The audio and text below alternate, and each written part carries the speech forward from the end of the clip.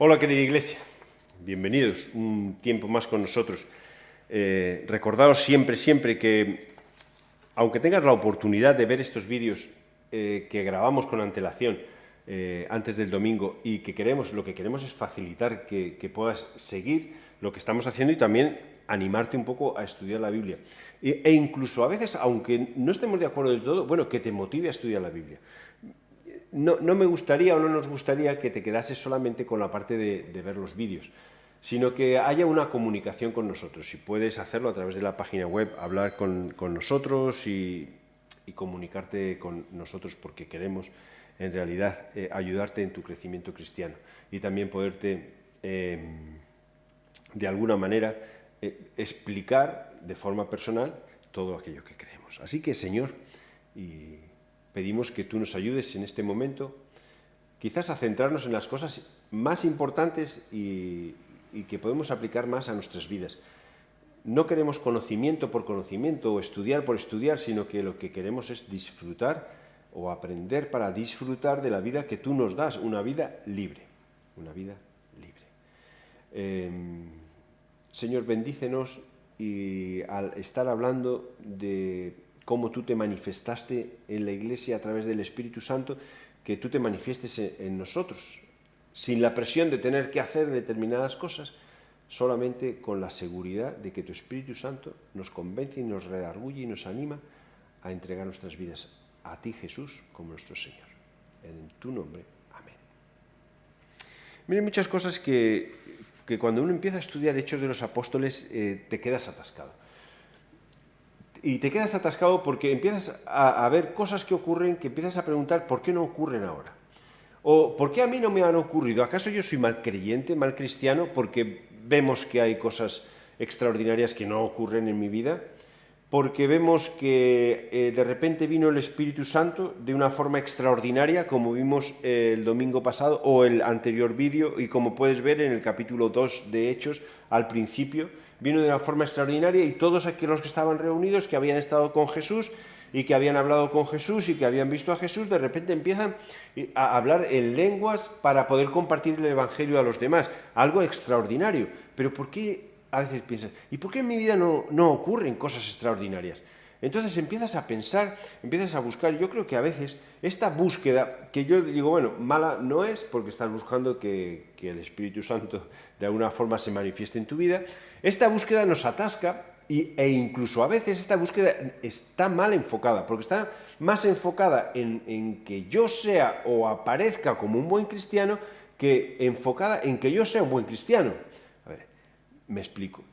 Yo quiero que el Espíritu Santo se manifieste en mi vida, como veo en Hechos 2 al principio, y con cosas milagrosas. ¿Para qué, Andrés? ¿Para qué quieres eso? ¿Para que la gente diga, Andrés, es que es un hombre lleno del Espíritu Santo? ¿Esa es la clave? ¿Hacer las cosas milagrosas para estar lleno del Espíritu Santo? Hoy vemos en Hechos, en la primera predicación de Pedro, y como podéis ver en la diapositiva, Hechos 2, 14 y 47, que Pedro invirtió algo de tiempo para hablar con los judíos que estaban allí y poder explicarle, mira, lo que ocurre estaba escrito en el Antiguo Testamento. No hay nada que sea nuevo, no hay nada que nos hayamos inventado, no estamos rompiendo las cosas escritas antes. El Antiguo Testamento no hay que tirarlo, el Antiguo Testamento es un testigo que nos afirma lo que está ocurriendo, es lo que dijeron. En este caso veremos el profeta Joel y también David en uno de los salmos que hasta entonces se había aplicado a David, que vemos cómo se aplica perfectamente a Jesús. Todo esto ha ocurrido porque estaba escrito y hay una reacción de parte de la gente, una reacción de conversión, una reacción de acercarse a Dios, pero luego una reacción como comunidad, donde no vemos cosas extraordinarias que ocurren, vemos cosas que no son normales, pero que sí son accesibles a las personas, guiadas por el Espíritu de Dios, guiadas por el amor a Dios, guiadas por el amor al prójimo e incluso guiadas por el amor a uno mismo. Sigo pensando y genera mucha inquietud, y yo sé que genera mucha inquietud. Bueno, es que los apóstoles fueron llenos del Espíritu Santo y los apóstoles luego eso nos lleva, y nos saltamos trozos de hecho y nos lleva a cuando imponían las manos y la gente era llena del Espíritu Santo. Y empezamos a buscar todo esto y vemos que hablaban lenguas y queremos hablar lenguas y luego llegamos a la carta de Corinto que escribe Pablo, donde vemos que es una iglesia que busca los dones, pero especialmente se enfoca en el don de lenguas, y vemos cómo de alguna manera tiene que ordenar todo, y Pablo empieza a hablarles a ellos. Me llama la atención mucho que cuando Pablo escribe a Timoteo y dice, ¿buscas obispos o ancianos para la iglesia? Perfecto, entonces que sean así, así, así, así. Nunca dice que sean llenos del Espíritu Santo. Nunca dice que sean personas llenas del Espíritu Santo, porque sus acciones hablan de que realmente el Espíritu Santo está en su vida. Ahora sí vemos que en Hechos 6, cuando buscan diáconos, buscan personas llenas del Espíritu Santo, donde ha habido un cambio en su vida, donde no solamente ha habido un arrepentimiento de sus pecados, sino que ha habido una liberación y han sido salvos por la sangre de Cristo, lo que nos revela el Espíritu Santo. Casi he dicho todo lo que tenía que decir. Pero mira, déjame repasar muy rápido, porque no es cuestión de leer todo el texto ahora, que yo sé que tú puedes leerlo de una forma más lenta. Entonces vemos que Pedro se pone en pie. En el capítulo 2, versículo 14, se pone Pedro en pie con los 11, apoyado por los 11, fíjate que aquí sí participa Matías, evidentemente. Entonces alzó la voz diciendo, mira, varones judíos, todos los que estáis en Jerusalén, yo quiero que oigáis estas palabras, porque ellos no están borrachos, no estamos borrachos, sabemos lo que estamos diciendo. Y además quiero que sepáis que ya lo que ha ocurrido ya lo dijo alguien que para vosotros es respetable, que fue el profeta Joel, y cuando Joel lo dijo que iban a ocurrir cosas extraordinarias. No es que se cumpliese la profecía de Joel, porque no se cumple completamente, pero sí dijo que cuando el Espíritu de Dios viniese, ocurrirán cosas extraordinarias. ¿Por qué os alarmáis tanto porque estamos hablando lenguas que en realidad vosotros entendéis? Dice Joel, lo encontramos en Joel capítulo 2, versículo 28 en adelante, dice, derramaré mi espíritu sobre toda carne, y vuestros hijos y vuestras hijas profetizarán, y vuestros jóvenes verán visiones, y vuestros ancianos soñarán sueños. Esto lo encontramos en la versión Septuaginta, que es la traducción griega del Antiguo Testamento, la que posiblemente usó Pedro o la que posiblemente usó Lucas a la hora de escribir Hechos. Y de cierto, sobre mis siervos y sobre mis siervas en aquellos días derramaré mi espíritu y profetizarán. Si lo dijo Joel hace mucho tiempo, ¿por qué te extraña de que esté ocurriendo lo que está ocurriendo? ¿No ves que se cumple lo que está escrito en el Antiguo Testamento? ¿No ves que las palabras de Dios son verdad? Son verdad. Ahora, ¿por qué digo que quizás no es un cumplimiento completo de esta profecía o de lo que va a ocurrir? Porque un poquito más adelante, en el versículo 19, dice, daré prodigios arriba en el cielo, señales abajo en la tierra, la sangre y fuego, vapor de humo, el sol se convertirá en tinieblas y la luna en sangre, antes de que venga el día del Señor. Esta parte falta. Entonces, o se cumple todo o no se cumple, pero sí vemos que cuando el Espíritu venga, ya lo dijo Joel, ocurrirán cosas que se escapan de nuestras manos. Y dice que todo aquel que invocar el nombre del Señor será salvo. Al fin y al cabo, es el propósito final de la venida del Espíritu Santo, es abrir nuestros ojos para que tengamos la salvación, la libertad del pecado, la seguridad de que somos limpios por la sangre de Jesús, Persona que ahora Pedro quiere enfatizar o sobre la que quiere hablar. Ahora quiero hablar de Jesús. Del Espíritu Santo ya sabéis. Mira, el Espíritu Santo vendrá y ocurrirán todas estas cosas para que todos los que invocan el nombre del Señor serán salvos. Ahora quiero hablar un poco de Jesús, dice Pedro, porque estáis riéndoos de Jesús o no estáis viendo quién es Jesús. Mira, déjame un momento, paro aquí, porque a veces, que lo he mencionado, pero cuando leemos Hechos de los Apóstoles, especialmente los primeros capítulos, y vemos estas señales y que el Espíritu Santo permite o empodera a los apóstoles para que hagan estas señales. O vemos como en el Nuevo Testamento, cuando Jesús da el Espíritu Santo a los discípulos de forma especial, pueden hacer milagros. Entonces, de repente, nuestro cristianismo, nuestra relación con Dios se convierte en una búsqueda del Espíritu Santo para hacer estos milagros. Cuidado que no nos atasquemos con esto. Yo sí creo que yo tengo el Espíritu Santo. Pero la llenura, sí, la llenura. Pero lo creo porque entiendo lo que Jesús hizo en la cruz y entiendo que soy libre por la sangre de Cristo en la cruz. No solo arrepentimiento de pecados, sino libre de mis pecados. Entiendo. Y yo sé que cuando el Espíritu Santo quiera, me empoderará para que yo pueda actuar de forma extraordinaria, nunca jamás para mi gloria, sino siempre para el crecimiento de la Iglesia. y todo aquel que invocar el nombre del Señor será salvo. Ahora Pedro quiere hablar de Jesús. Espíritu Santo, cuando venga, ocurrirán todas estas cosas. Y entonces para eso usa otro texto del Antiguo Testamento, que es un salmo de David. Este salmo de David es el Salmo 16, que normalmente se aplicaba a David. Es decir, bueno, esto que ha dicho David es para David, es de David. Y en realidad David no estaba, no sé si era consciente o no, sus palabras no estaban enfocadas en él, porque hay cosas que no ocurren en David. Hay cosas que se reflejan en Jesús. Dice: varones israelitas, oíd estas palabras. Jesús Nazareno, varón aprobado por Dios entre vosotros, con maravillas, prodigios y señales que Dios hizo entre vosotros por medio de él, como vosotros mismos sabéis. Quiere decir, lo que habéis visto, yo no voy a inventarme nada de Jesús. ¿Qué habéis visto? Que hizo maravillas, prodigios y señales. A este, entregado por el determinado consejo y anticipado conocimiento de Dios, prendisteis y matasteis por manos de inicuos, crucificándole. Cuidado aquí, que no echemos la culpa a los que estaban allí, porque en realidad cuando Cristo murió en la cruz no solo fue por culpa de estos fueron instrumentos para que fuese crucificado. Esa crucifixión, ese sacrificio era necesario por nosotros, por nuestro pecado, al cual Dios le levantó, suelto los dolores de la muerte, por cuanto era imposible que fuese retenido por ella. Jesús resucitó. Ahora yo hablo del Espíritu Santo, de las cosas que hace. Lo dijo el profeta Joel, ahora quiero hablar de Jesús que fue levantado de la muerte. ¿Qué diferencia hay entre aquellas personas que podemos ver que hacen prodigios, señales y maravillas a Jesús, a quien nosotros podemos seguir? Mire, la diferencia vital es que Jesús resucitó y al resucitar avaló todas sus palabras. Jesús dice: yo soy la resurrección y la vida, el que cree en mí no morirá. Vale, si lo dice y queda muerto, ¿qué autoridad tiene un muerto para decir eso? Pero si lo dice y resucita, ¿qué autoridad tiene el que resucita? Porque a Jesús nadie le da la vida ni nadie se la quita, él mismo se la da, él tiene poder sobre la vida, poder sobre la muerte. Eso avala todas las palabras que Jesús dijo. Aquí ya la gente estaba, ya empezamos a entrar en terreno resbaladizo. Entonces David dice de él, veía al Señor siempre delante de mí. Salmo 16, versículo 8. Porque está a mi diestra no seré conmovido, por lo cual mi corazón se alegró y se gozó mi lengua, y aun mi carne descansará en esperanza. Porque no dejarás mi alma en el Hades, no dejarás mi alma en el Hades. Esto está hablando de David.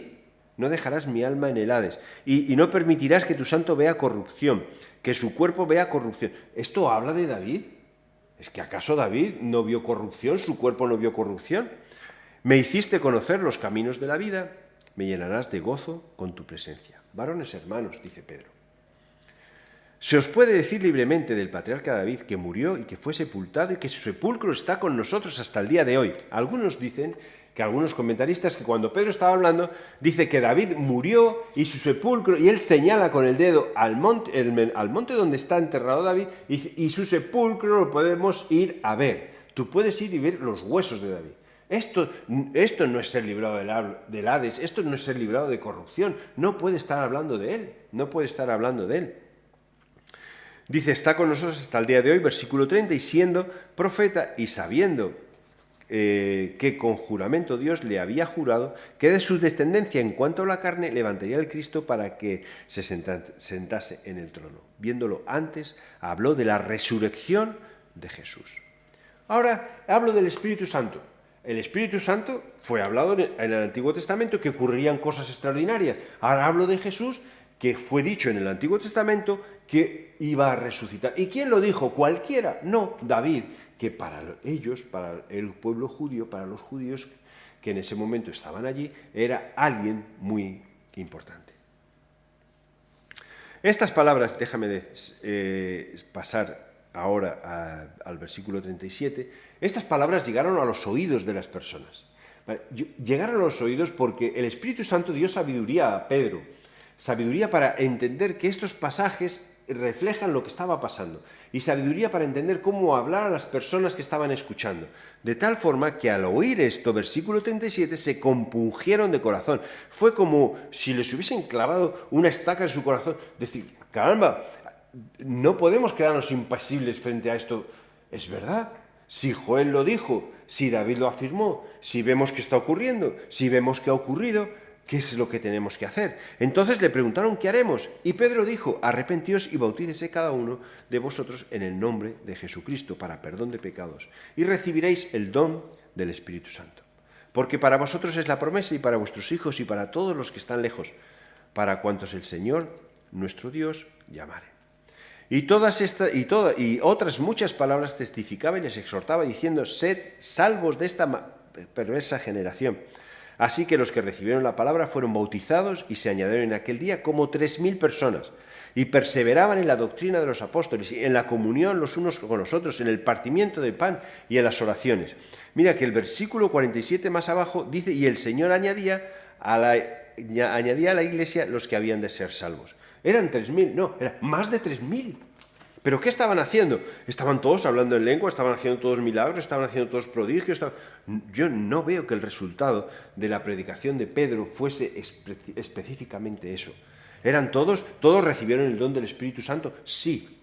¿Y cuál es el don principal del Espíritu Santo? Entender que la muerte de Cristo en la cruz tiene el valor y el poder de hacernos libres del pecado. Está bien que te arrepientas, pero si tú no recibes el perdón de Jesús, vas a vivir con la condenación de ese pecado que has hecho, o con el cual vives, o a veces el cual nos ata constantemente. Ser llenos del Espíritu Santo es ser conscientes de que ahora vivimos una vida conforme al corazón de Dios. Una vida conforme al corazón de Dios, permitiendo que Él, en su poder y en su momento, pueda manifestarse o empoderarnos de forma puntual para que nosotros prediquemos y enseñemos a otros el Evangelio. Nunca para que nosotros seamos exaltados sobre los demás. Esto lo veremos más en Hechos. Incluso cuando hay sanidades de parte de los apóstoles y la gente exalta a los apóstoles y ellos se rasgan las vestiduras. No, si es que no queremos que nosotros seamos exaltados. Es Dios, es Jesús, es el poder de Jesús quien hace todo esto, es el Espíritu Santo quien hace todo esto. No nosotros. Así que cuidado con las personas que hacen milagros, maravillas o cosas poderosas en el nombre de Dios y al final el exaltado es la persona. Si es esto, el enfoque es malo. Aunque sean palabras duras, el enfoque es malo. El enfoque nunca tiene que ser la persona. El enfoque tiene que ser siempre Jesús, el enfoque tiene que ser siempre el Espíritu Santo y el final, la salvación. La salvación de las personas, la nuestra, la liberación de nuestro pecado, de forma que nos permite vivir con gozo, con alegría, con una relación limpia con Dios, con libertad. Así que veo esto y luego digo, bueno, ¿y qué más resultados veo de la predicación? Porque parece que la predicación siguió un poco más. Veo que 3.000 personas entendieron, veo que fueron bautizados. Aquí quiero puntualizar un poco. En la iglesia, la primera iglesia, el bautismo era inmediato, es decir, creían y se bautizaban. Quizás en esto, como iglesia o historia de la iglesia o con el paso del tiempo, hemos perdido un poquito porque dejamos que el bautismo se prolongue, o ponemos miles de excusas. Pero bueno, el bautismo es una señal de que entendemos que nuestra vida pasada está muerta, que nos hemos arrepentido y que nacemos de nuevo a través del poder de Jesús en la cruz. ¿Quién me revela esto? ¿Quién me enseña esto? El Espíritu Santo. Todo encajando perfectamente. Entonces, a veces deberíamos de no prolongar tanto el bautismo, porque no es el bautismo lo que me da salvación, por supuesto que no. Es Jesús solamente el único. Es por fe, solamente por fe, y el bautismo es una señal de que he entendido el mensaje de Jesús. También he entendido que el Espíritu Santo mora en mi propia vida. Así que los cristianos empezaron a vivir, y aquí generalmente en nuestras Biblias dice la vida de los primeros cristianos.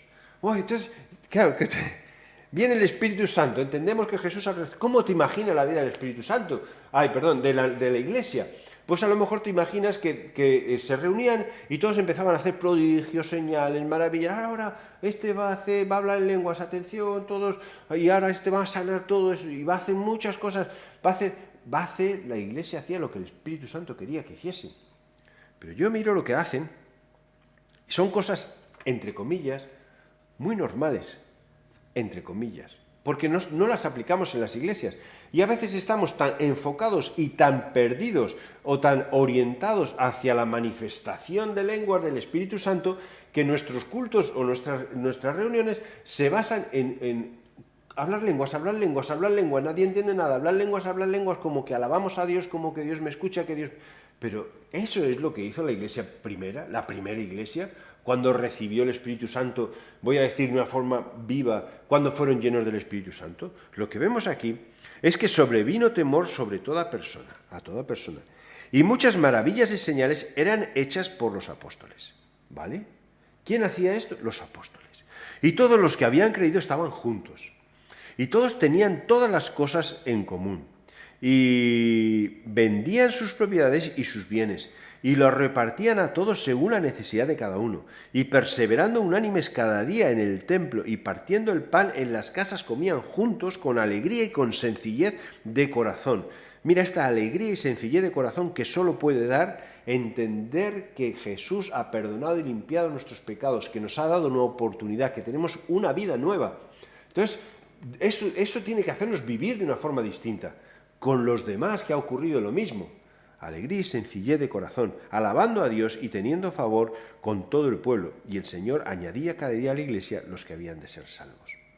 Es cierto que había maravillas, es cierto que había prodigios y señales hechas por los apóstoles, pero es cierto que todos estaban juntos, que tenían todas las cosas en común, que vendían sus propiedades para poder repartir a las personas que no tenían.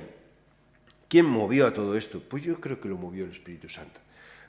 Quizás este modelo no se volvió a repetir, no vemos que se repite en ninguna iglesia, no vemos que cuando Pablo escribe a las iglesias dice, bueno, vended todo y poner todo en común para hacer...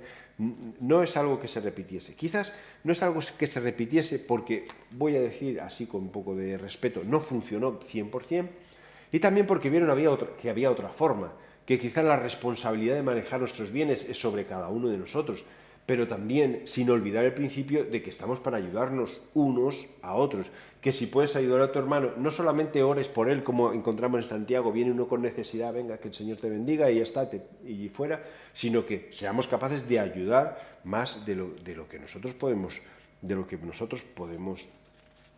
pensar. La Iglesia creció.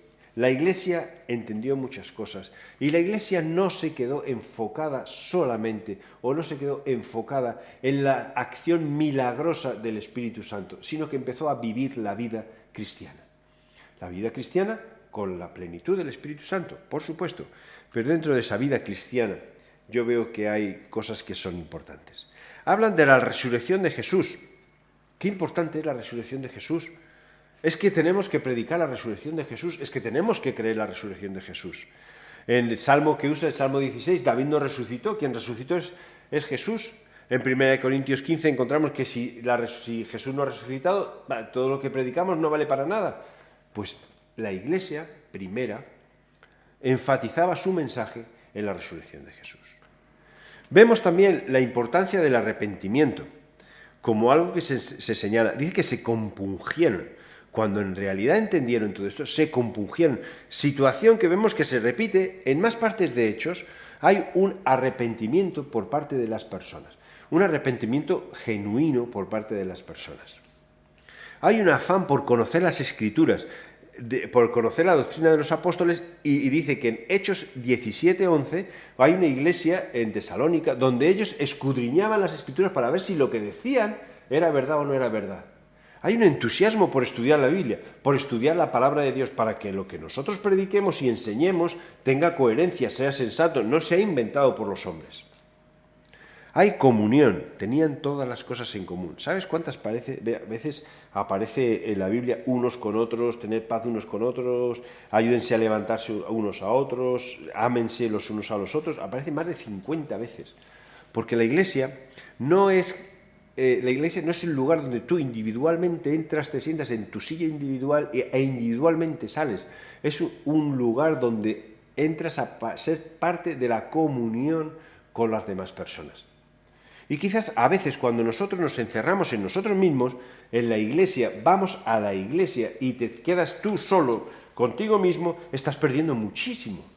Lo que vas a ser es un mar de dudas e incluso como cristiano, muy difícil crecer. Es cierto que a veces con el roce con otras personas surgen problemas. Bueno, pues que surjan problemas. A lo mejor el que genera los problemas eres tú y no te das cuenta. La comunión es muy, muy importante. El cuidado mutuo es que repartían según la necesidad de cada uno. Esto para mí es muy importante, porque tenemos que aprender a ser, no es ser generosos, es a saber dar a las personas necesitadas.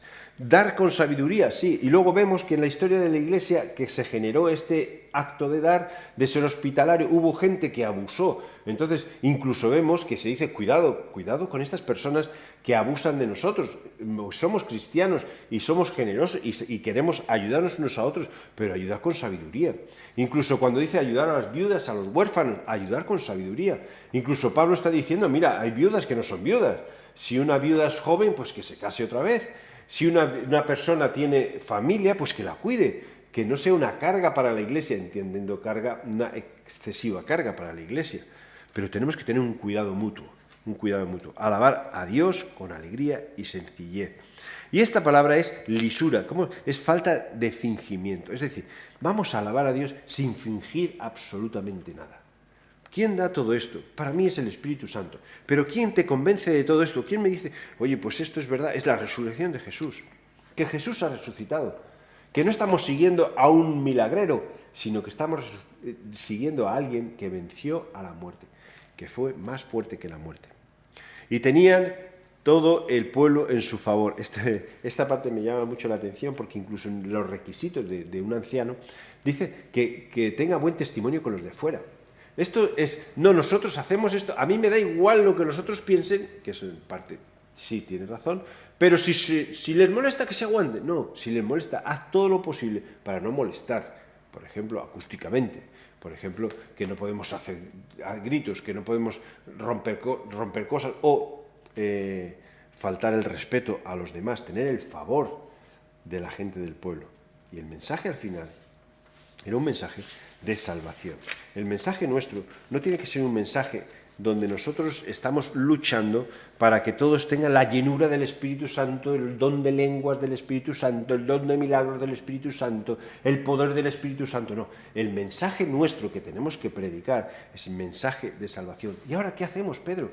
Ya entendemos que lo del Espíritu Santo es verdad, ya entendemos que Jesús resucitó, ya entendemos que Jesús es el Señor, entendemos que hemos hecho mal porque le hemos crucificado en la cruz. ¿Qué hago? Arrepiéntanse cada uno de nosotros, bautícese y reciba el perdón de los pecados en nombre de Jesús, que murió en la cruz por cada uno de nosotros. El mensaje de salvación. La Iglesia existe por eso, y la Iglesia existe para eso. Y dentro de la Iglesia tiene que haber una dinámica distinta de la que puede haber en cualquier otro mundo, en el mundo, en cualquier otra asociación o en cualquier otro sitio donde la gente se reúne. Porque nosotros somos gobernados por el Espíritu Santo. Mira, aquí he puesto lo mismo, pero encontré esto que alguien dijo, que se veían estas 4 cosas, estas 5 cosas. Se ve en la Iglesia evangelismo, se ve en la Iglesia que hay una educación en cuanto al crecimiento de la palabra, se ve en la Iglesia que hay comunión, se ve en la Iglesia que hay oración, se ve en la Iglesia que hay servicio. Todas estas cosas aparecen de una forma directa o indirecta, pequeña, grande, pero todas estas cosas aparecen porque cuando nosotros formamos parte de la Iglesia y entendemos lo que ha hecho Dios por nosotros, no te puedes quedar en tu casa sentado en una silla. Necesitas asistir e ir, congregarte en algún sitio para poder dar de lo que tienes y recibir de lo que otros tienen. Nos necesitamos. Más allá de los dones extraordinarios del Espíritu Santo, las cosas que podríamos decir que son más normales, donde nosotros aprendemos y donde nosotros crecemos. Sí que tenemos un reto. Mira, la predicación de Pedro fue a mucha gente, pero lo que quiso Pedro es aclarar lo que ha ocurrido no es un invento nuestro. Lo que nosotros predicamos no es un invento mío, porque a veces es locura incluso para mí. ¿Cómo puede ser todo esto verdad? ¿Cómo puede ser? Pues es verdad, porque está escrito hace mucho tiempo. Y hace mucho tiempo que se habló que vendría el Espíritu Santo.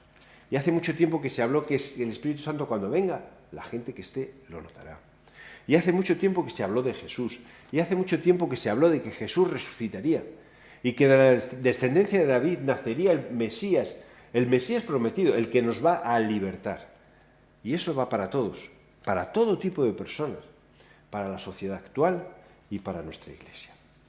Así que, querida Iglesia, amigos, hermanos, compañeros, asistentes, oidores, lo que sea, Si tú estás leyendo Hechos de los Apóstoles y ves que la Iglesia surge en Hechos de los Apóstoles, cuidado, no te atasques en estudiar el Espíritu Santo y todo el poder que da, porque eso nos atrae mucho, todas las maravillas que hace, porque eso nos atrae mucho, sino mira cómo la Iglesia empieza a crecer y empieza a poner en práctica el mensaje y el efecto del mensaje que Jesús dio en la cruz y con su resurrección. Eso unió a las personas, eso hizo que predicasen el Evangelio y eso hizo que 3.000 personas se acercasen a la Iglesia. Y 3.000 solo, no, porque el Señor añadía cada día los que tenían que ser salvos. Quizás la pregunta que tengo, mire, ¿tú estás lleno del Espíritu Santo? Esta sería la pregunta. Entonces, pues la verdad, Andrés, que no lo sé. Vale, mira, la pregunta más importante es, ¿tú estás seguro de tu salvación? ¿Estás seguro de tu salvación? Porque lo demás vendrá cuando Dios quiera y las cosas vendrán cuando Dios quiera. ¿Tú estás seguro de tu salvación? ¿Tú has entregado, tú te has arrepentido, perdón, voy a empezar así, ¿te has arrepentido de tus pecados? Sí. ¿Estás todo el día arrepintiéndote de tus pecados? Porque si es así, es que no has entendido lo que Cristo hizo en la cruz. Y si no tiene valor lo que Cristo hizo en la cruz, es que no has entendido que Cristo resucitó. Entonces te puede dar vida y te puede dar perdón y puede cambiar tu vida. ¿Es tu vida una vida distinta a la que era antes? ¿Tú estás seguro de que tienes un lugar en el cielo? ¿De que Jesús cuando ascendió está preparando un sitio para ti? ¿Tú sabes que vas a ir al cielo o eres de los que piensas que vas a ir al cielo y tienes que pedir permiso y te van a pedir una lista de obras? Mira, tu lista de obras no vale para nada, porque la obra principal que te permite entrar en el cielo es la muerte de Jesús en la cruz. Así que la pregunta, en vez de decir, mira, yo estoy lleno del Espíritu Santo y tengo los dones del Espíritu Santo, déjame decirte, más importante que eso, ¿estás seguro de que eres una persona salva? ¿Que tienes un lugar en el cielo? ¿De que tienes una relación estrecha con Jesús? ¿De que Dios mora en tu vida? ¿De que el Espíritu Santo, por lógica, mora en tu vida? ¿De que Jesús está contigo porque estará con nosotros hasta el fin de los días? Si no es así, yo quiero animarte otra vez a que hagas la oración de fe. Y que en cierto modo repitas conmigo, y si no quieres repetir, que luego a tu estilo lo hagas, y que te entregues tu vida a Jesús. Ese es el principio de todo. Lo importante, es verdad que hacía muchas cosas, que habían ocurrido muchas cosas, pero es que Jesús vino para que nosotros seamos parte de su pueblo, para que tengamos un lugar en el cielo, para que podamos vivir con libertad. Así que, repite si quieres conmigo, o solo escúchame, y luego piensa y haz lo que Dios ponga en tu corazón. Señor, de forma personal me arrepiento de mis pecados. Reconozco que soy una persona pecadora que necesita de ti. Reconozco que tu muerte en la cruz fue por culpa mía, por causa mía, pero también para beneficio mío. Y quiero aceptar ese beneficio. Señor, abro mi corazón para que tú entres a morar en mi vida. Quiero ser un templo limpio, santo y perfecto que solamente tú puedes hacer conmigo. Pero quiero serlo y quiero disfrutarlo. Quiero disfrutar de tu presencia, de la presencia del Espíritu en mi vida. Que el Espíritu haga conmigo lo que quiera. Que yo sea sensible a las voces del Espíritu Santo. Que sea una persona obediente a ti. Gracias, Señor, por limpiar mis pecados. Gracias, Señor, por hacer de mí una criatura nueva. Gracias, Señor, por poder disfrutar de un Dios como tú, cercano. De una relación, de una amistad cercana contigo. Gracias por ser un Dios bueno. Gracias por enviar tu Espíritu Santo. Gracias por las personas que tú utilizaste. Gracias por los apóstoles.